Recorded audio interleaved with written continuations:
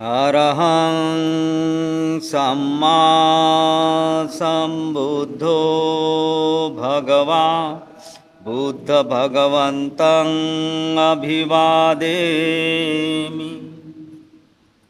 स्वाखातो भगवता धम्मो धम्मं नमामि। सुपटिपन्नो भगवतो सावकसंघो संघं नमामि। नमो तस्स भगवतो अरहतो सम्मा सम्बुद्धस्स। नमो तस्स भगवतो अरहतो सम्मा सम्बुद्धस्स। नमो तस्स भगवतो अरहतो सम्मा सम्बुद्धस्स। बुद्धं शरणं गच्छामि धम्मं शरणं गच्छामि संघं शरणं गच्छामि। द्वितीयंपि बुद्धं शरणं गच्छामि। द्वितीयंपि धम्मं शरणं गच्छामि। द्वितीयंपि संघं शरणं गच्छामि। तृतीयंपि बुद्धं शरणं गच्छामि। तृतीयंपि धम्मं शरणं गच्छामि। तृतीयंपि संघं शरणं गच्छामि। पाणातिपाता वीरमणि सिक्खापदं समादियामि। आदिन्नादाना वीरमणि सिक्खापदं समादियामि। कामेषु मिच्छाचारा वीरमणि सिक्खापदं समादियामि। मुसावादा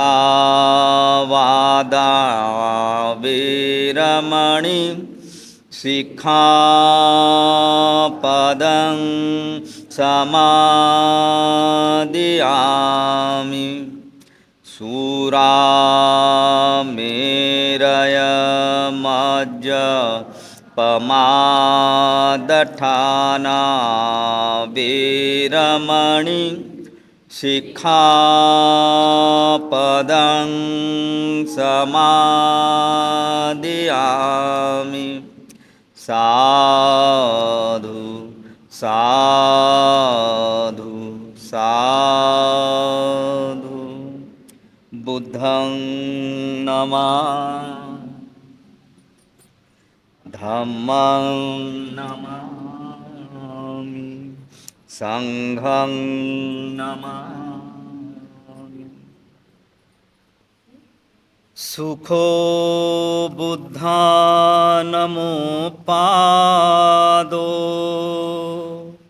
सुखासद्धम्मदेशना।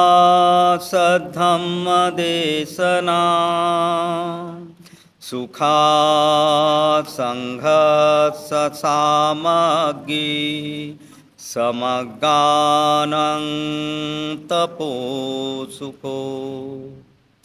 सुखद बुद्धाची उत्पत्ती, सुखकर सद्धम्मोपदेश, सुखकर संघ एकता, सुखद समूह तपस्या। सर्वांना जय भीम, नमो बुद्धाय। उपस्थित बंधू आणि भगिनींनो, तथागत भगवान बुद्धांचं पहिलं प्रवचन जे आहे ते आपण काही दिवसांपासून या ठिकाणी पाहत आहोत. त्यांच्या प्रवचनामधलं द्वितीय खंडातल्या दुसऱ्या भागातलं चौथं प्रकरण आपण पाहिलेलं आहे. भगवान बुद्धांचं पहिलं प्रवचन सुरू आहे आपलं अष्टांगिक मार्ग किंवा त्याला सदाचाराचा मार्ग आपण असं म्हणतो. या अष्टांग मार्गामधल्या काही गोष्टी आपण अतिशय शॉर्टमध्ये आपण समजून घेण्याचा प्रयत्न केलेला आहे आणि सम्यक दृष्टी म्हणजे काय आहे हे आपण पाहिलेलं आहे. त्यानंतर आपण सम्यक संकल्प काय असतो हे पाहिलेलं आहे. त्यानंतर आपण सम्यक वाचा काय हे आपण पाहिलेलं आहे आणि सम्यक कर्मांत हे सुद्धा अंग आपण पाहिलेलं आहे. आणि पाचवं अंग जी आहे आजीविका, या आजीविकेला आपण सुरुवात केली होती. तर आजीविका म्हणजे काय आहे की प्रत्येक व्यक्तीला आपला चरितार्थ चालवावयाचा असतो, परंतु चरितार्थाचे अनेक मार्ग आहेत. काही वाईट आहेत, काही चांगले आहेत, ज्यांच्यामुळे इतरांची हानी होते किंवा इतरांच्यावर अन्याय होतो. ते सगळे वाईट मार्ग होत. दुसऱ्यांची हानी किंवा त्यांच्यावर अन्याय न करता जगण्यापुरते मिळविण्याचे जे मार्ग ते चांगले मार्ग होत, त्यालाच आपण सम्यक आजीविका असं म्हणतो. तर ही जी आजीविका आहे, ही आजीविका, या आजीविकेची सुरुवात असं म्हणतात की ही स्वप्नांनी केली आहे. आजीविकेची जी सुरुवात आहे ती स्वप्नांनी केलेली आहे. जसे आपल्याला स्वप्न पडतात तसाच आपल्या जीवनाचा कल असतो. म्हणजे जसे आपण विचार करतो तसे आपल्याला स्वप्न पडत असतात आणि या स्वप्नांमुळेच संस्कार आणि जीवन घडू शकते किंवा परिवर्तन घडू शकते आपल्या जीवनामध्ये. यामध्ये व्यक्तिगत विकास आणि सार्वजनिक विकास या दोनही गोष्टींसाठी आर्य अष्टांगिक मार्ग सांगितलेला आहे की ज्यामधून स्वतःचा व्यक्तिगत विकासही आपल्याला साधायचा आहे आणि सार्वजनिक म्हणजे सामाजिक विकाससुद्धा आपल्याला पाहायचं आहे. तर स्वप्न जे आहेत हे स्वप्न आपल्याला दिवसाही पडतात आणि रात्रीसुद्धा पाहता येतात. दिवसा जे स्वप्न आपण पाहतो त्याला दिवा स्वप्न असं म्हणतात.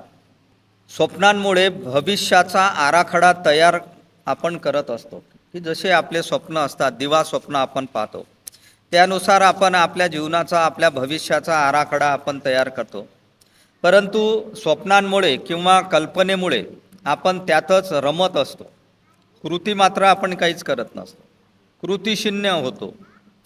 असे होता कामा नये.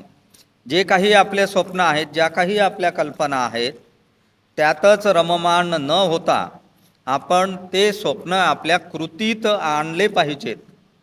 हे आपल्याला सम्यक आजीविका शिकवते. तर स्वप्नांमुळे आपल्याला जागरूकता येते. स्वप्न जी असतात ती फक्त स्वप्न नसतात, तर त्याच्यामुळे आपण जागृत असतो.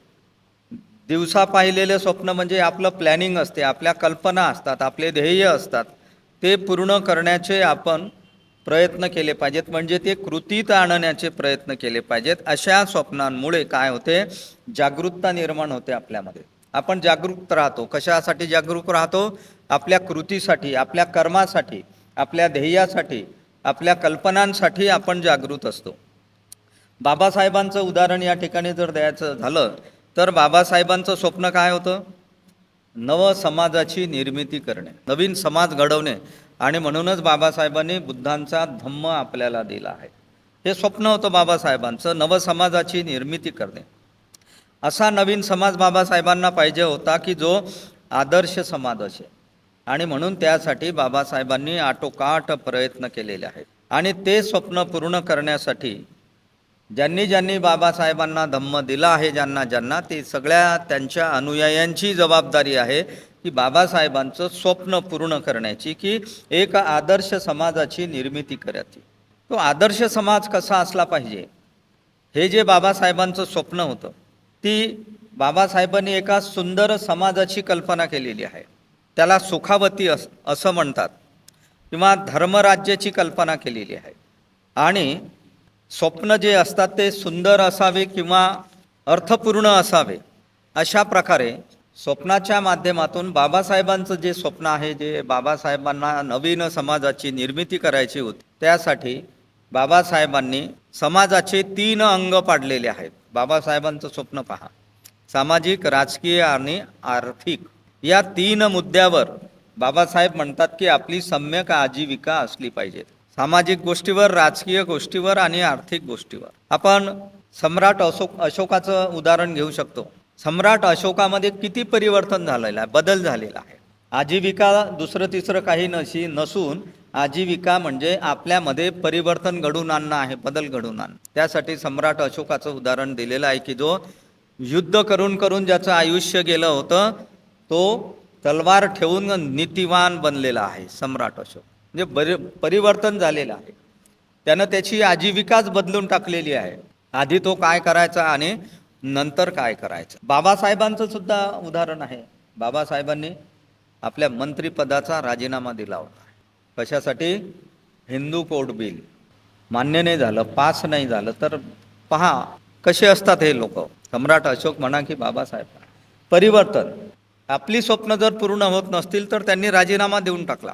आणि म्हणून बाबासाहेबांनी आपण सुखी होण्यासाठी म्हणजे आपली आजीविका योग्य होण्यासाठी 3 मार्ग बाबासाहेबांनी सांगितलेले आहेत. एक मनुष्यबळ, दुसरं मानसिक बळ आणि तिसरं द्रव्य बळ म्हणजे आर्थिक बळ सांगितलेलं आहे. आणि याच्यासाठीच आपल्याला काय पाहिजे, आपली आजीविका महत्त्वाची आहे. तर आजीविका म्हणजे काय, तर एखादा व्यवसाय, उद्योग, धंदा ह्यामुळे आपली नकारात्मकता, लोभ वाढणार नाही असाच व्यवसाय आपण निवडला पाहिजे. काल आपण पाहिलं आहे की आपण जो काही व्यवसाय, उद्योग, धंदा निवडतो त्यामध्ये नकारात्मकता नसली पाहिजेत, लोभ नसला पाहिजेत, असाच आपण व्यवसाय आपण निवडला पाहिजे.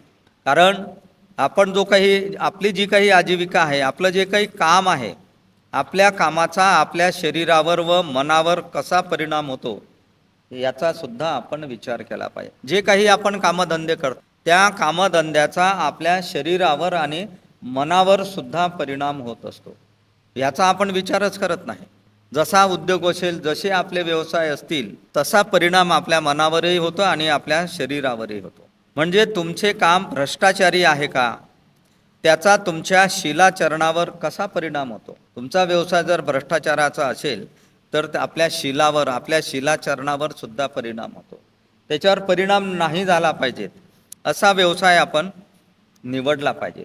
आपल्या मानसिक स्थितीवर त्याचा कसा परिणाम होतो, आपल्या शरीरावर कसा परिणाम होतो. त्यामुळे आपलं काम जे आहे धम्माचं आचरण करण्याचं, सम्यक आजीविका करण्याचं, शिलांचा भंग न होता आपले व्यवसाय असले पाहिजेत याचा आपण विचार केला पाहिजे की आपल्या शरीरावर, आपल्या मनावर, आपल्या शिलाचरणावर आपण करत असलेल्या व्यवसायाचं, उद्योगधंद्याचा परिणाम होतो का हे आपण ठरवलं पाहिजे.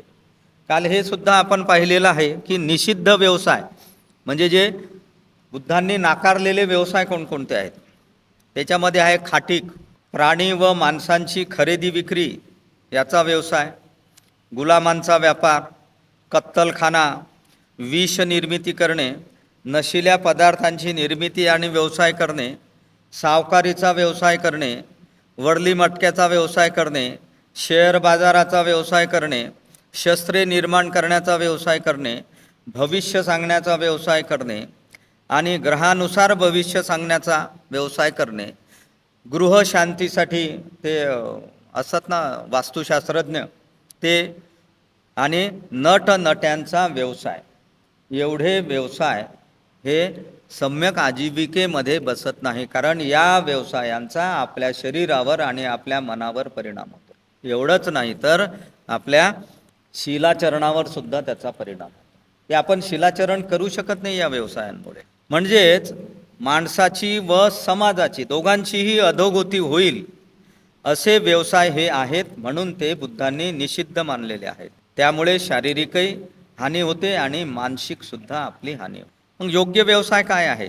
व्यवसाय आपला पेशा किंवा कालावधीनुसार, बेकरी, शिबिर केंद्र चालवणे, अन्नधान्याचे दुकान, सेवाभावी व्यवसाय, याच्यात पुष्कळ व्यवसाय येतात. सेवाभावी व्यवसायामध्ये वृद्धाश्रम, सामाजिक प्रकल्प, सामाजिक गरजांची पूर्तता करणारे व्यवसाय, मानसिक व आंतरिक सुख देणारे व्यवसाय, शीलाचरणाशी सुसंगत असलेले आणि स्वावलंबनाकडे नेणारे व्यवसाय ही आहे सम्यक आजीविका. हे व्यवसाय त्याच्यामध्ये मोडतात.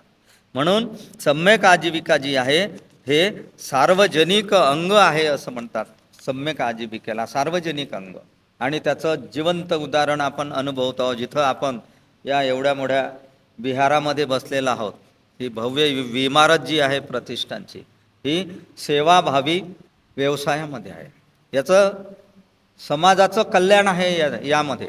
तर ही सम्यक आजीविका आहे की आज आपल्या या प्रतिष्ठानमुळे आज कितीतरी लोकांना रोजगार प्राप्ती झालेली आहे, कितीतरी लोकांना सुविधा निर्माण झालेल्या आहेत, कितीतरी लोकांच्या मनामध्ये परिवर्तन झालेलं आहे, कितीतरी लोकांची दानवृत्ती ही कृतीत येत आहे, लोक दान देत आहेत. असे जे व्यवसाय आहेत हे स्वतःलाही पुढे नेतात, समाजालाही पुढे नेतात.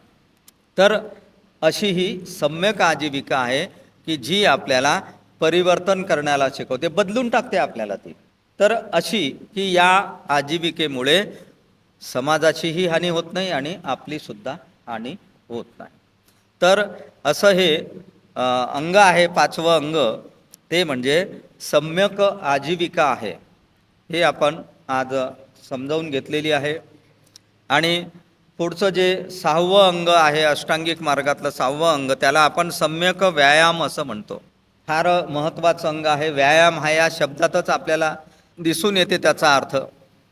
शरीरासाठी जो व्यायाम करतो आपण तो व्यायाम नाही आहे. तर इथं सम्यक व्यायाम म्हणजे अविद्या नष्ट करण्याचा प्रयत्न होय. सम्यक व्यायाम म्हणजे अविद्या नष्ट करण्याचा प्रयत्न. मग अविद्या काय आहे? अविद्या नष्ट करण्यासाठी म्हणजे आपल्या मनामध्ये अविद्या आहे, ही अविद्या नष्ट करण्याचा एक प्राथमिक प्रयत्न आहे हा सम्यक व्यायाम. जे अविद्या नष्ट करणे म्हणजे दुःखदायक कारागृहातून बाहेर जाण्याच्या दारापर्यंत पोहोचून पुढील मार्ग मोकळा करणे होय. पहा, व्यायामाचा इथं अर्थ काय होतो? मग आपल्याला प्रयत्न करणे, परिपूर्ण प्रयत्न करणे, हा व्यायामाचा अर्थ. कशासाठी प्रयत्न करणे? दुःखदायक कारागृहातून बाहेर जाण्याच्या दारापर्यंत जाण्याचा प्रयत्न. आपण सम्यक दृष्टीमध्ये जे उदाहरण पाहिलेलं आहे, अंधार कोठडी, हे जग अंधार कोठडी आहे आणि आपण त्याच्यातले कैदी आहोत हे आपण पाहिलेलं आहे. आणि या अंधार कोठडीतून आपल्याला जे बाहेर निघायचं आहे, म्हणजे काही दुसऱ्या जगात जायचं नाही आपल्याला मृत्यू पावल्यानंतर. याच जगामध्ये, याच काळामध्ये, याच वर्तमान काळामध्ये आपल्याला ही अंधार कोठडी दूर सारायची आहे. ही कशाची अंधार कोठडी आहे? आपल्या सांसारिक जीवनाच्या अंधार कोठडीत आपण कैदी आहोत. आपल्याला आपल्या संसाराशिवाय काहीच दिसत नाही, स्वतःच्या स्वार्थाशिवाय आपल्याला काहीच दिसत नाही. हे आपल्या संसाराच्या व्यतिरिक्त बाह्य जगामध्ये सुद्धा काहीतरी आहे हे विसरून गेलेलो आहोत आपण.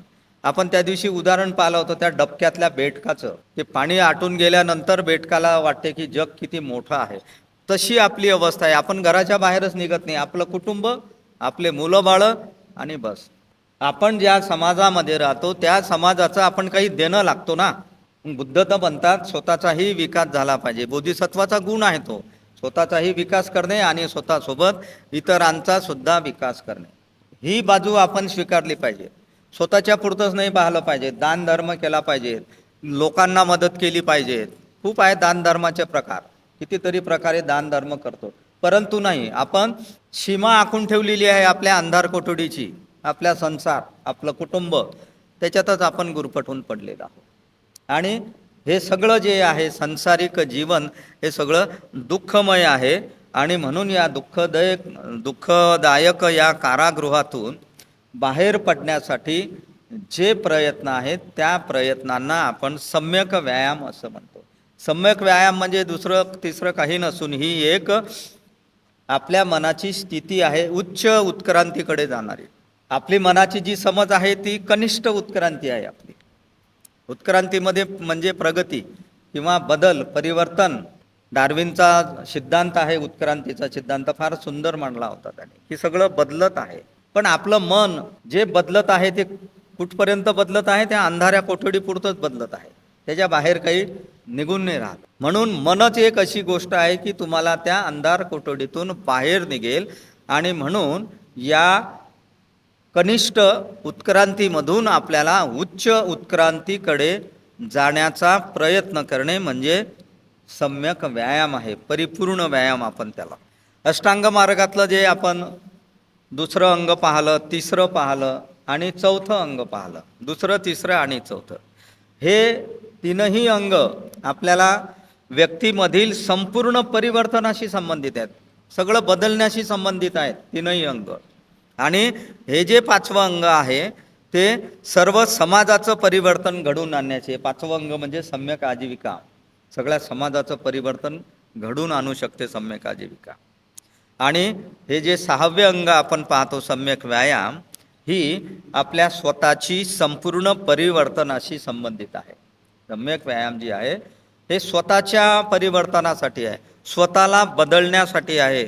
सहावं हे अंग सम्यक व्यायाम, परिपूर्ण जो प्रयत्न आपल्याला करायचे आहे ते आपल्याला स्वतःला बदलण्यासाठी आहे. आपल्याला उच्च मानसिक अवस्थेमध्ये आपल्याला बदलायचं आहे, ते प्रयत्न आपल्याला करायचा आहे, तो व्यायाम आपल्याला करायचा आहे. विशेष करून व्यक्तीच्या व्यक्तिगत इच्छेशी किंवा प्रेरणेशी संपूर्ण परिवर्तनाच्या दृष्टीने संबंधित आहे सम्यक व्यायाम. ही विशेष करून व्यक्तीच्या व्यक्तिगत इच्छा, आपल्या ज्या स्वतःच्या काही इच्छा असतील, या इच्छांशी किंवा आपल्याला ज्या काही प्रेरणा मिळत असतील आपल्या आदर्शांकडून, त्या प्रेरणेशी संपूर्ण परिवर्तनाच्या दृष्टीने संबंधित आहे.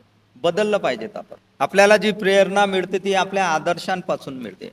ज्यांना आपण आदर्श मानतो, ज्यांना आपण गुरु मानतो, ज्यांचे विचार आपल्याला पटतात, त्या विचारानुसार आपलं मन बदलवणे, परिवर्तित करण्याचा प्रयत्न करणे म्हणजे सम्यक व्यायाम.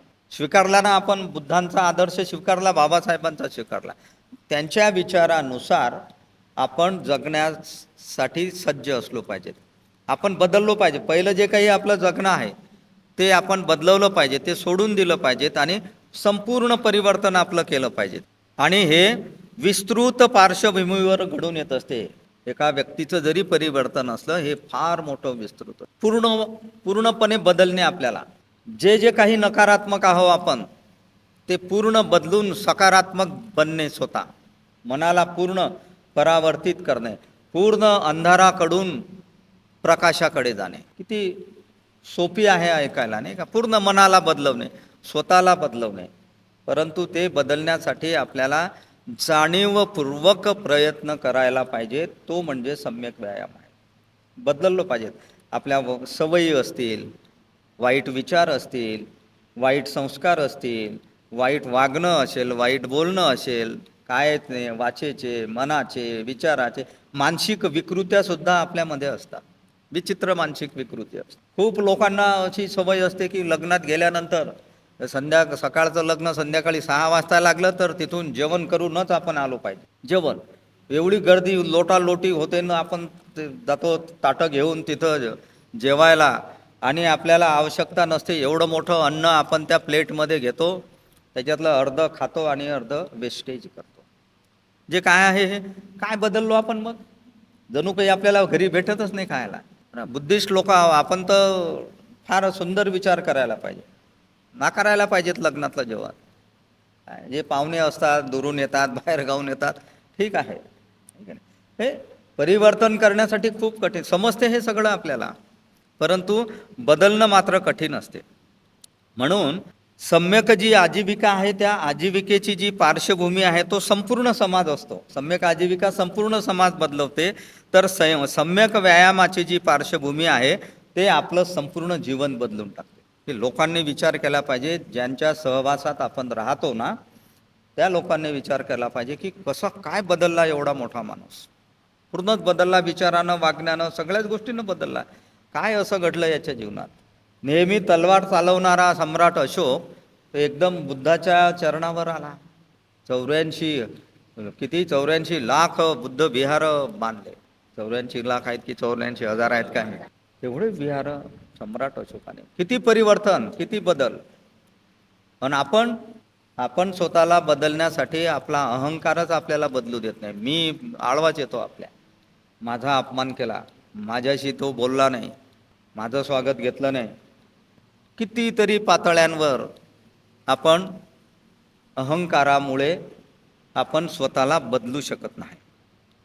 एवढंच नाही तर संपूर्ण सजीव उत्क्रांतीची प्रक्रियाच व्यापणारी ही सम्यक व्यायाम हे जे अंग आहे, सजीवांची उत्क्रांतीची प्रक्रिया आहे. डार्विनचा जो उत्क्रांतीचा सिद्धांत आहे तो या ठिकाणी फार लागू होतो. जेवढे काही सजीव असतील तेवढे सजीव बदलू शकतात. आणि बुद्धांचा एकमेव असा धम्म आहे, आपण आपल्या डोक्यामध्ये जे मिथ्यादृष्टी घुसलेली आहे एक कोणती, किंवा माणसाचा स्वभाव बदलत नाही, मरेपर्यंत माणूस काही बदलत नाही, तसाच राहतो. परंतु एकमेव बुद्धाची शिकवण आहे की जी माणसाला पूर्ण बदलून टाकते. आणि ते बदलून टाकण्यासाठीची सम्यक आजीविका आहे. आणि सम्यक आजीविका आपल्याला पूर्ण बदलून टाकते आणि आपल्याला दुःखाच्या कारागृहातून बाहेर काढते. सम्यक व्यायाम म्हणजे मग दुसरं काय? बदलणे म्हणजे काय? मग आपल्याला पूर्णपणे बदलणे म्हणजे आपलं पूर्ण जीवन धार्मिक जीवन बनवणे. धार्मिक जीवन जगण्यासाठी, धम्माचं आचरण करण्यासाठी सातत्यपूर्ण आपण प्रयत्न केले पाहिजे. शिखर बिंदू बुद्धत्व आहे, त्या बुद्धत्वाचे स्वप्न आपले असले पाहिजेत आपल्या मनात, की मला बुद्धत्वाची प्राप्ती करायची आहे. याच्यासाठी आपण प्रयत्न केले पाहिजे. पूर्णत्वाची अवस्था निर्माण करण्यासाठी आपण प्रयत्न केले पाहिजेत. हा प्रयत्न म्हणजे सम्यक व्यायाम आहे. म्हणून सम्यक व्यायाम म्हणजे मानवाची सजग उत्क्रांती आहे. सजग म्हणजे याच जीवनात केलेला बदल आहे, याच जीवनात केलेलं परिवर्तन म्हणजे ही सम्यक व्यायाम असा आहे. तर धार्मिक जीवन जे म्हणतो आपण, ते धार्मिक जीवन जगत असताना, धार्मिक जीवन हे कोणासाठी आहे? हे कार्यरत जीवन आहे. हे कृतिशील गतिशील लोकांसाठी आहे, जे कृती करतात आणि ज्यांना स्वतःची प्रगती करायची आहे, ज्यांना स्वतःला बदलायचं आहे, त्या बदलण्यासाठी काय आहे? हे धार्मिक जीवन आहे. सम्यक व्यायाम हा स्वतःला बदलण्यासाठी आहे. जे लोक मानसिक दृष्ट्या कमकुवत आहेत, मनानं जे लोक कमकुवत आहेत आणि जे लोक मनानं अपंग आहेत, असे लोकांसाठी सम्यक व्यायामामध्ये ते बदलू शकत नाहीत. का? कारण त्यांच्या मनाचीच तयारी झाली नसते स्वतःला बदलवण्याची. मी बदलवेल, माझ्या ज्या काही वाईट सवयी असतील, माझा जो काही वाईट स्वभाव असेल, ते मी काळजीपूर्वक बदलणार आणि तसं आपण बदलून दाखवायचं, तसे प्रयत्न करायचे, तो बदल दाखवायचा. हे म्हणजे कृतिशील आहो आपण असं समजलं जाते, की आपण काहीतरी कृती करत आहो बदलण्याची. धार्मिक जीवनाकडे जाण्यासाठी प्रयत्न करणे म्हणजेच सम्यक व्यायाम आहे. तर असे हे सम्यक व्यायाम जे आहेत, तर सम्यक व्यायामाचे त्या 5 परिव्राजकांना भगवान बुद्धांनी सम्यक व्यायामाचे 4 हेतू सांगितलेले आहेत आणि फार सुंदर हेतू आहेत ते 4. ते आपण आधी वाचून घेऊया, नंतर समजावून घेऊया. अष्टांग मार्गाशी विरोधी अशा चित्तवृत्तीचा प्रतिरोध करणे हा एक हेतू सम्यक व्यायामाचा होय. अष्टांगिक मार्गाच्या विरुद्ध अशी चित्तवृत्ती म्हणजे आपल्या मनाची प्रवृत्ती, की जी अष्टांगिक मार्गाच्या विरुद्ध आहे, त्याला प्रतिरोध करणे, त्याला विरोध करणे. या विरोध करणाऱ्या चित्तवृत्ती ज्या आहेत त्या थांबवणे हा एक हेतू सम्यक व्यायामाचा आहे. दुसरा जो हेतू आहे, तर अशा प्रकारच्या ज्या चित्तवृत्ती अगोदरच उत्पन्न असतील आपल्यामध्ये, की ज्या अष्टांगिक मार्गाला विरोध करणाऱ्या आहेत, चुकीच्या आहेत, ह्या जर मनोवृत्ती आपल्या चित्तवृत्ती अगोदरच जर आपल्यामध्ये निर्माण असतील, तसे विचार, तसे संस्कार अगोदरच आपल्यामध्ये असतील, तर त्या नष्ट करून टाकणे, दाबून टाकणे हा दुसरा हेतू आहे सम्यक व्यायामाचा. तिसरा हेतू आहे, अष्टांग मार्गाला आवश्यक अशा चित्तवृत्ती उत्पन्न झाल्या पाहिजेत. म्हणजे अष्टांगिक मार्गाचं पालन करण्यासाठी आपल्या मनाची प्रवृत्ती निर्माण झाली पाहिजे, अशा माणसाला मदत करणे हा सम्यक व्यायामाचा तिसरा हेतू आहे. आणि चौथा हेतू म्हणजे आर्य अष्टांगिक मार्गाशी ज्या काही आपल्या चित्तवृत्ती आहेत, म्हणजे आपल्या प्रवृत्ती आहेत, ह्या जर अगोदरच अस्तित्वात असतील, चांगल्या गोष्टी जर आपल्यामध्ये अगोदरच अस्तित्वात असतील, तर त्यांची वाढ करणे, त्यांचा विकास करणे, त्यांचं संरक्षण करणे हा चौथा हेतू आहे सम्यक व्यायामाचा.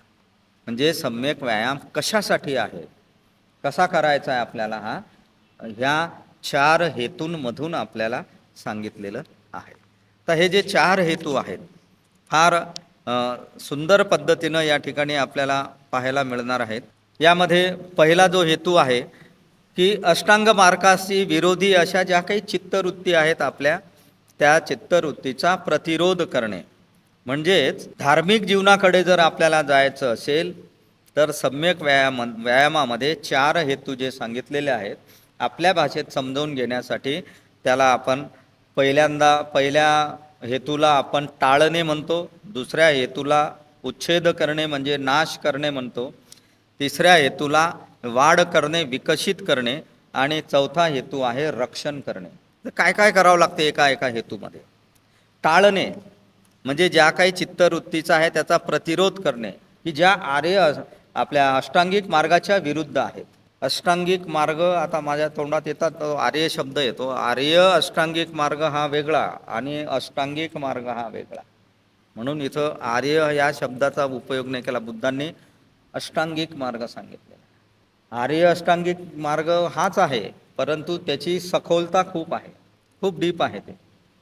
तिथे आपल्या मनाच्या जी उत्क्रांती जोपर्यंत आपली होत नाही, उच्च उत्क्रांतीपर्यंत आपण जोपर्यंत जात नाही तोपर्यंत त्या आर्य अष्टांगिक मार्ग आपल्याला समजून नाही घेता येणार किंवा त्याच्यात आपण प्रवेश नाही करू शकत. तर आपल्याला या व्यायामामध्ये पहिला जो हेतू आहे आपल्याला ते टाळणे आहे. की टाळायच्या कोणत्या गोष्टी टाळायच्या आपल्याला? पहिला हेतू लोभ, द्वेष, अज्ञान, अहंकार. समजतात ना याचे अर्थ? लोभाचा अर्थ द्वेष, अज्ञान, अहंकार. ह्या सगळ्या अकुशल बाबी आहेत, वाईट गोष्टी आहेत. ह्या वाईट गोष्टी टाळणे, ह्यापासून दूर राहणे. त्याचप्रमाणे संभ्रम, गोंधळ निर्माण होऊ न देणे. संभ्रम आणि गोंधळ निर्माण होऊ न देणे. ह्या कोठून निर्माण होतात? हा संभ्रम, हा गोंधळ, हा लोभ, द्वेष, अज्ञान, अहंकार कोठून निर्माण होतात? तर आपल्या बिल्डिंगमधून निर्माण होतात. कोणती आहे बिल्डिंग आपली? आपलं शरीर. एक दरवाजा आणि 5 खिडक्या.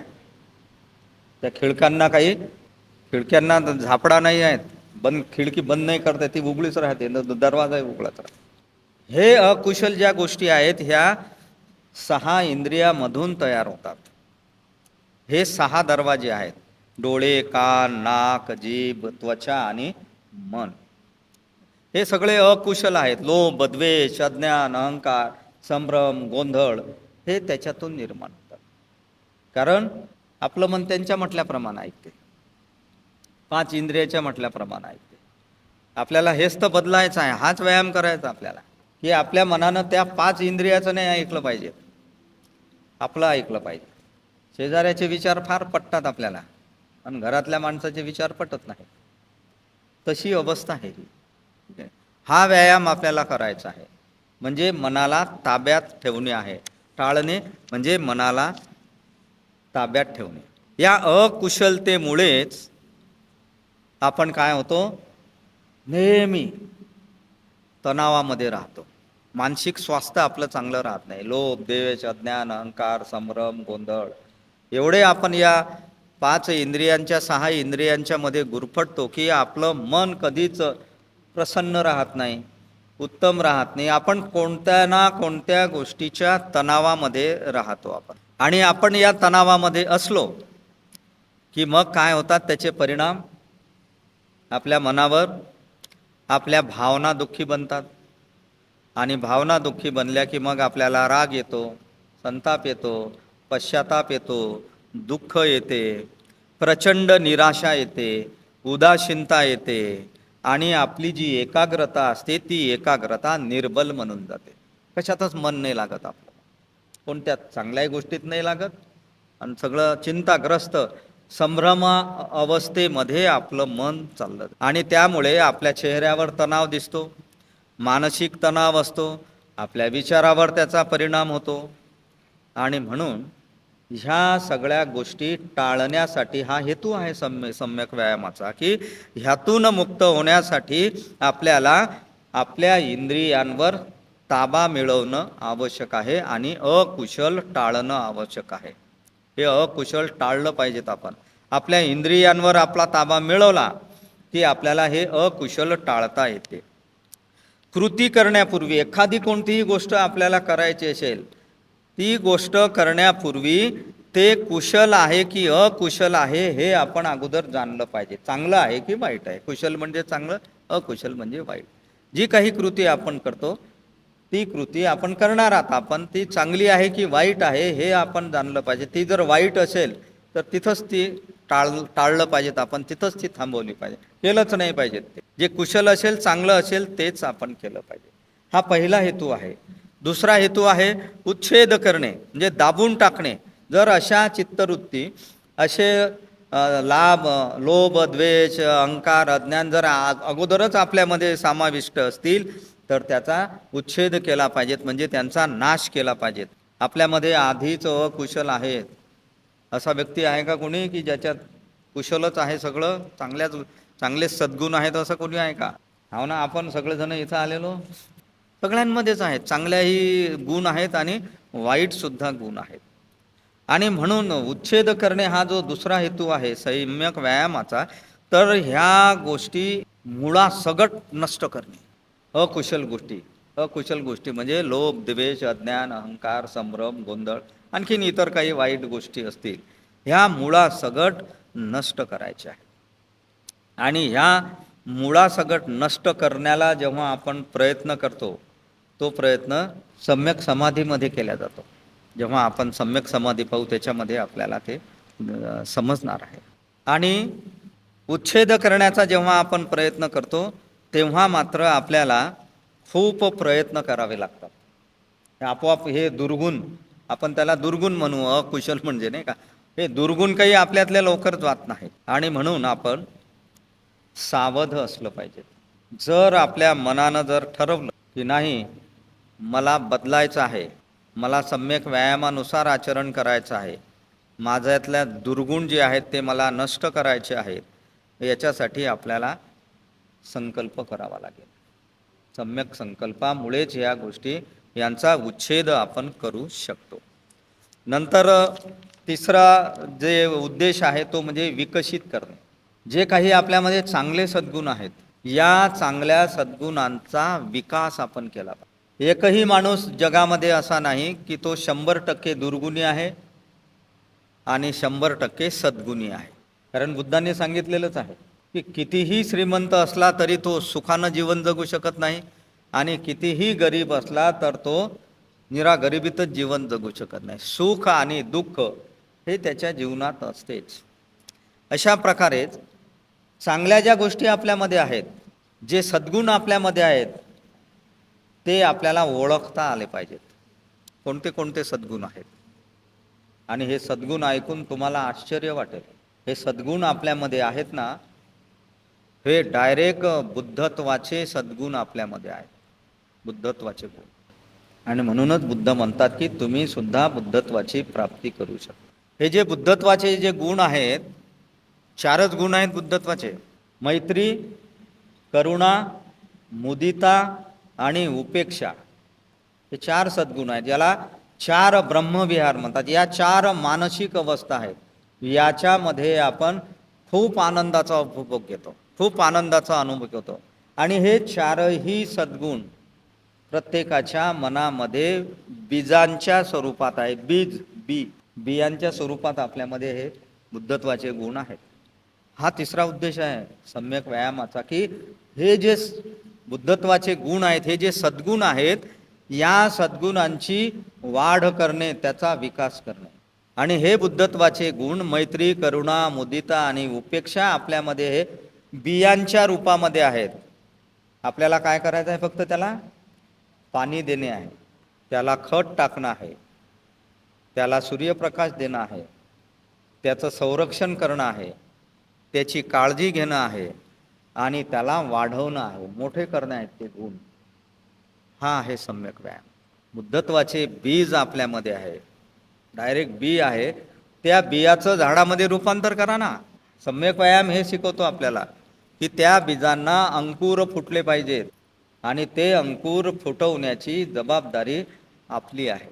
आणि म्हणूनच आपल्याला जे काही वाईट दुर्गुण आहेत, सोपी उदाहरण आपण या ठिकाणी पाहू. एखादं झाड आहे, जमिनीमध्ये लावलेलं आंब्याचं झाड आहे, रोपटा एवढं मोठं झालेलं आहे आणि त्याच्या आजूबाजूला भलकोणतेच झाडं आलेले आहेत, गवत फुटलेलं आहे, वेगवेगळ्या वनस्पती उगवलेल्या आहेत ज्या काही कामाच्या नाही आहेत.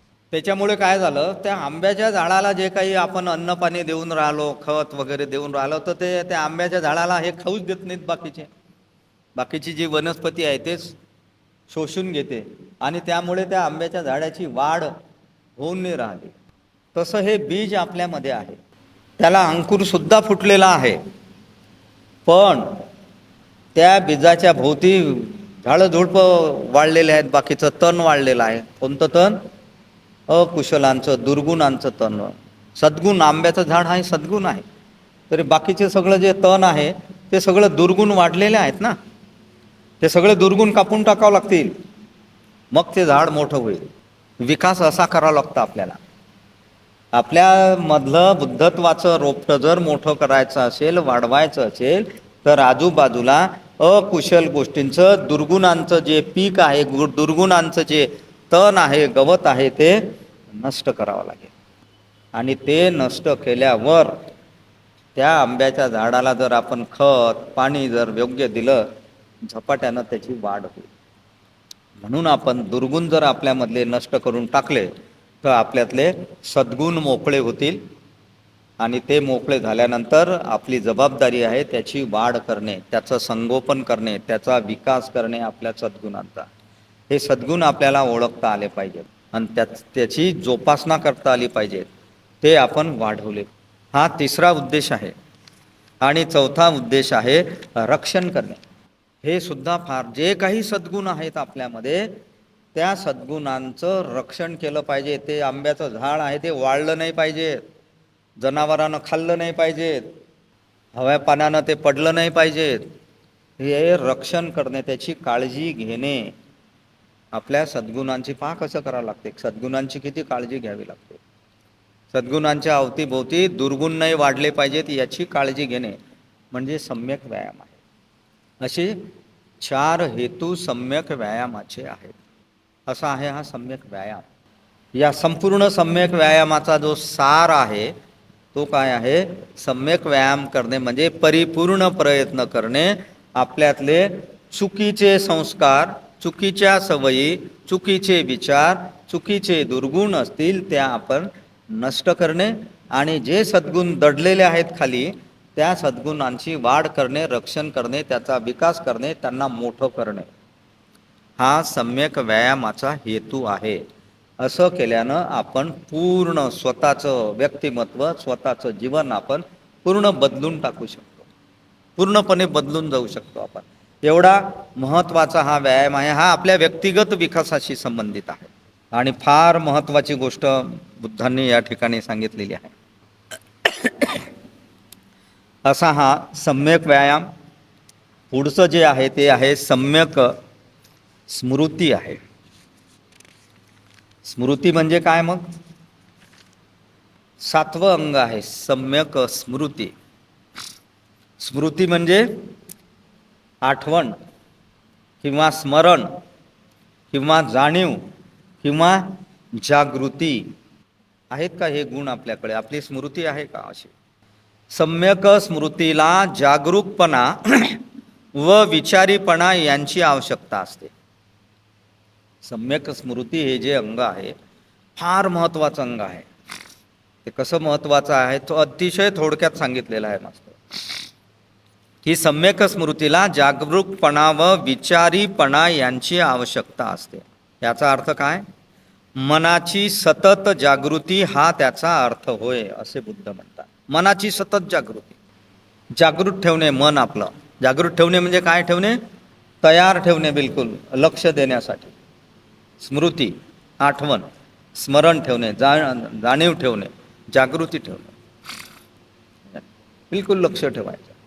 एखादी मोमबत्ती लावल्यानंतर तुम्हाला जर सांगितलं की त्या मोमबत्तीकडे लक्ष ठेवा, काय लक्ष ठेवा? की त्या आपल्या मोमबत्तीची जी ज्योत आहे ती किती वेळा हवेनं अशी अशी हालते, त्याच्यावर लक्ष ठेवा. ते मोजा किती वेळा. मग काय कराल तुम्ही? बिलकुल डोळे ताणून बिलकुल त्याच्यावरच इकडे पेन हाती, 1 2 3 किती वेळा ती ज्योत हालते. ही स्मृती आहे, लक्ष ठेवणे आहे, जागृत राहणे आहे. एखाद्या सिक्युरिटी गार्ड कसा असतो? पहारेदार. ते पहारेदाराचं काम करते ही स्मृती. आणि हा पहारेदार जर चांगला असेल तर आपल्या घरात चोर प्रवेश करणार नाही, कारण आपल्या घराचा दरवाजाही उघडा आहे आणि खिडक्यासुद्धा उघड्या आहेत. पंच इंद्रिय आणि मन, कधीही याच्यात शत्रू घुसू शकतो, चोर घुसू शकतो, दुर्गुण घुसू शकतात. ते घुसू नये म्हणून दरवाजावर पहारा देण्याचं काम सम्यक स्मृती करते. एवढी महत्त्वाची जबाबदारी दिलेली आहे सम्यक स्मृतीवर. याचं आचरण हा सदाचरणाच्या मार्गातला महत्त्वाचा दुवा आहे. दृष्ट वासनांवर मनाचा पहारा ठेवणे हे सम्यक स्मृतीचं दुसरं नाव आहे. दृष्ट वासनांवर, वाईट विचारांवर आपल्या मनाचा पहारा ठेवणे म्हणजे सम्यक स्मृती आहे. दरवाजा म्हणजे मन आहे ना आपलं. कोणाला घुसू द्यायचं आणि कोणाला नाही घुसू द्यायचं हे ठरविल, ते मन ठरविल.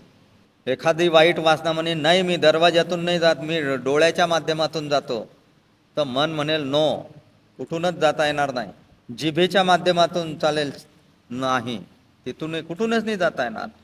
एवढी जागरूकता, एवढा मनाचा पहारा, कितीही आजूबाजूनं वाईट असलं, दुर्गुण असले तरी त्याचा प्रवेश आपल्या घरामध्ये होता कामा नये. गृहत्याग जो आहे ना, ज्याला गृहत्याग म्हणतो आपण, सिद्धार्थ गौतमाचा गृहत्याग होता, प्रत्यक्ष गृह सोडलेला आहे.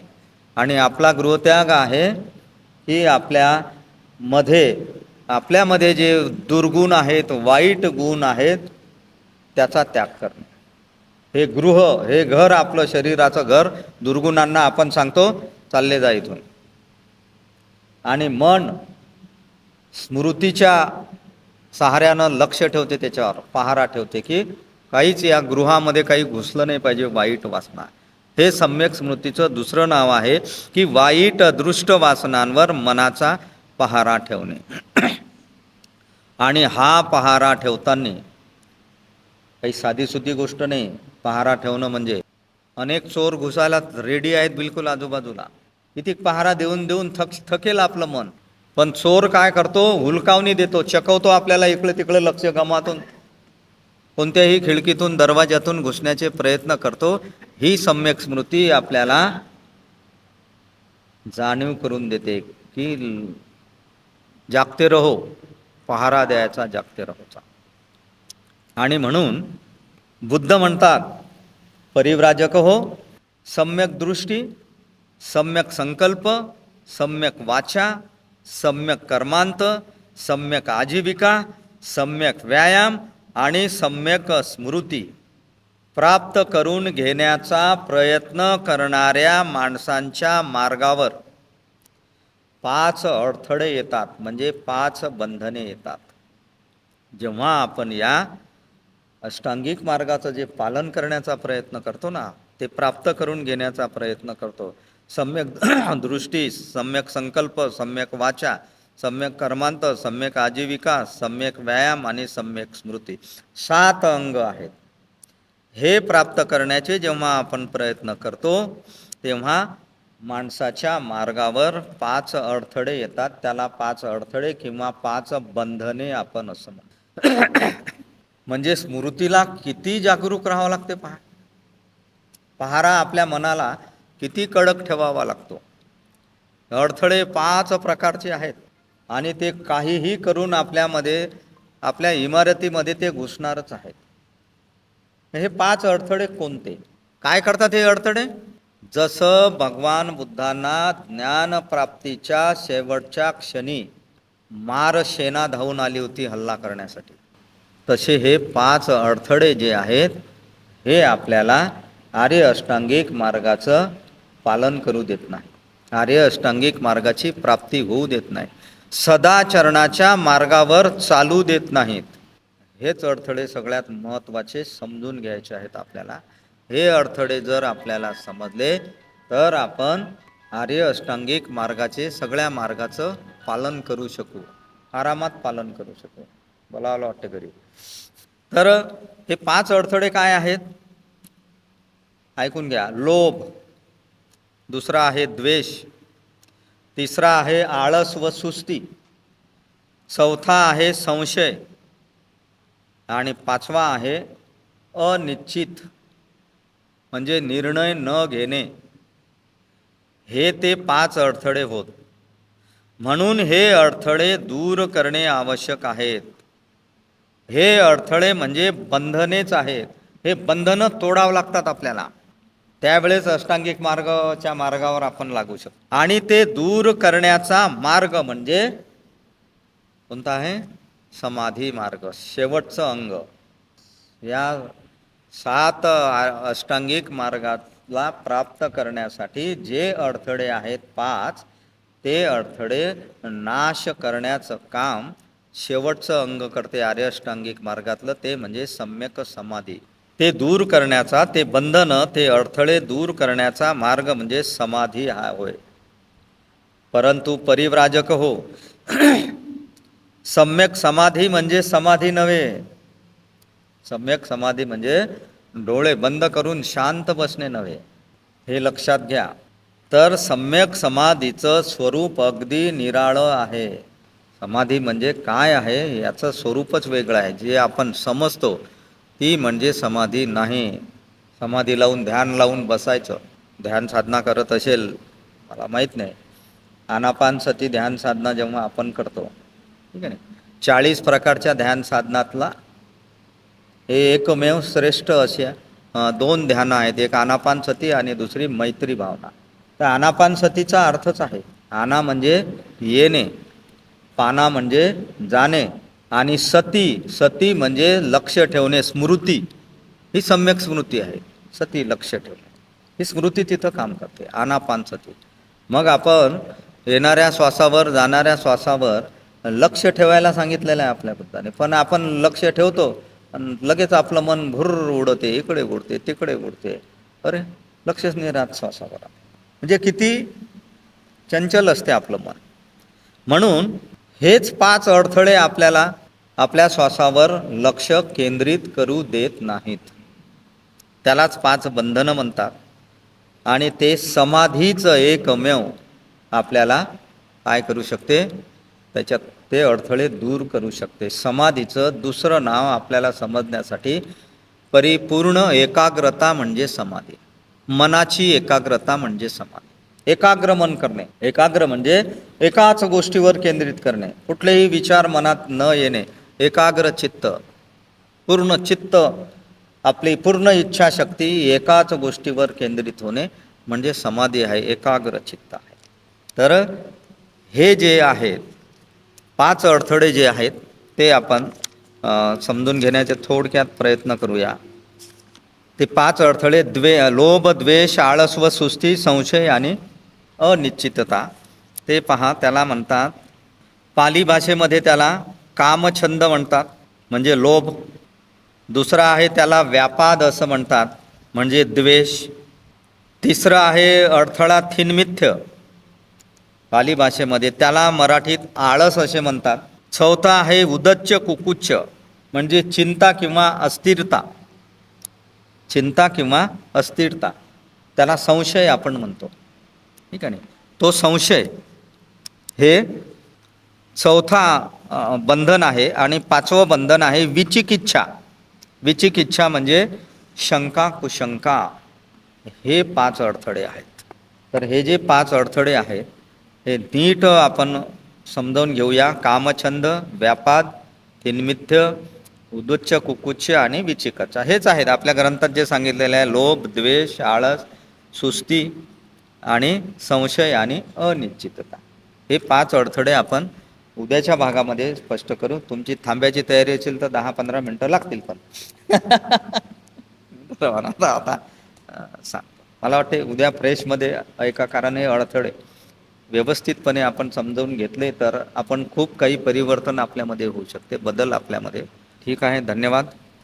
नथी मे शरणं अय्यं बुद्धो मे शरणं वरं एतेन सच्चवज्जेन होतु मे जयमङ्गलं.